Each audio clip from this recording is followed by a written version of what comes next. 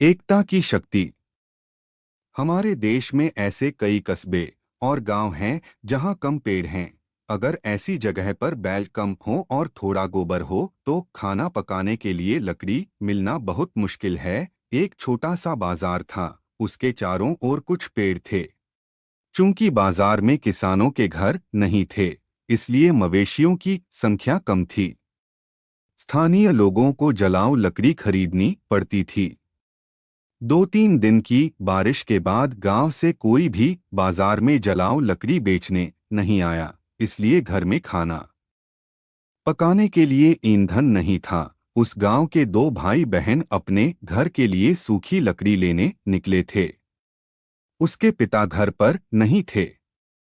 बिना सूखी लकड़ी के उनकी माँ कैसे खाना बनाएगी और बच्चों को क्या खिलाएंगी। दोनों बच्चे अपने पिता द्वारा लगाए गए आम के पेड़ पर गए। आम के पेड़ की एक बड़ी सूखी हुई शाखा नीचे लटकी हुई थी। बड़े बेटे ने कहा, हमें लकड़ी मिल गई, लेकिन हम इसे कैसे ले सकते हैं? लेकिन यह बिल्कुल भी नहीं है। सबसे बड़ा बेटा 10 साल का और सबसे छोटा बेटा 8 साल का था। लकड़ी का इतना बड़ा टुकड़ा उनसे उठ नहीं सकता। तभी छोटे लड़के ने सूखी लकड़ी के नीचे एक सफेद कीड़ा मरा हुआ देखा। कई चींटियां उसे ले जा रही थीं। छोटा लड़का चिल्लाया, अरे भाई, यह क्या है? बड़े भाई ने कहा कि चींटियां कीड़े को ले जा रही है।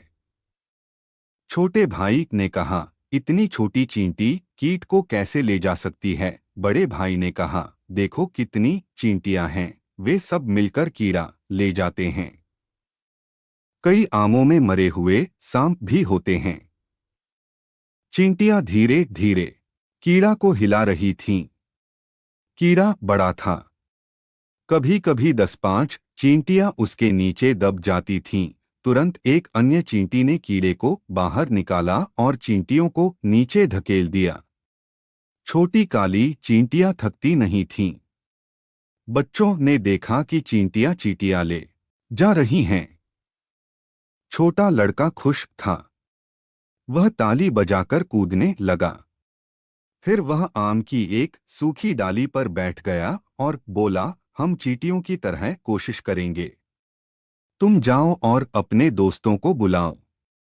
मैं यहाँ बैठूंगा और सभी बच्चों को एक साथ ले जाऊंगा। बड़ा बेटा बाजार गया और अपने दोस्तों को बुलाया। सभी बच्चों ने पेड़ की टहनी को हिलाने की पूरी कोशिश की। फिर सभी ने टहनियों को आपस में बांध दिया और घर ले गए। उसकी माँ ने बच्चों को नीचे बैठने को कहा। उसने सभी को मिठाई दी और कहा, बच्चों, एकता में ताकत है। आप सब मिलकर मेहनत करें और अगर आप सब साथ रहेंगे तो कोई आपको परेशान नहीं करेगा।